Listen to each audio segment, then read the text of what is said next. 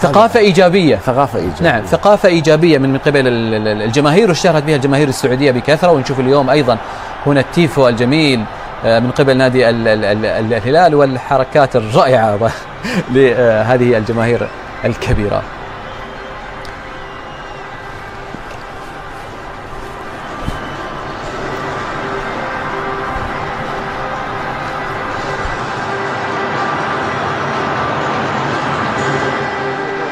كثير اليوم على الجمهور. اتمنى اليوم السيد اليوم نقطه ايجابيه، هذا الجمهور يعطي الحافز الاكبر انه هو يكون قوي ونط قوي بالنسبه حق الهلال. يخرع الجمهور.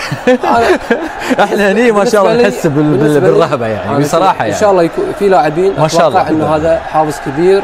نبي هالثقافه تنتقل الى جميع بصراحه البلدان الخليجيه، لا جميع الجماهير الخليجيه. حمد هي موجوده في كثير من اللاعبين، لكن ظروف المباراه وبعض الاخطاء اللي تصير ممكن تربك بعض الامور، لكن اللاعب اغلب اللاعبين هاي لانك انت هالشكل، انت هالشكل، لا انت روحك هالشكل. كل ما زاد الجمهور يزداد حماس عبد العزيز حسن، ان كان برا او لا كان أنا خالفك بخصوص نادي السد. من اكثر الانديه اللي تتعامل مع الجماهير وكيف يتعامل مع المباريات الحساسه. بس اتمنى ان الاخطاء تكون قليله، والمدرب يعي امر واحد، انه هو يكون نط قوي مع بدايه المباراه وليس متراجع بشكل كبير. احنا محظوظين حقيقه مع المشاكل اللي صايره بين، واللي كل يقول نادي الان في المملكه السعوديه كل نادي احنا الافضل احنا الافضل.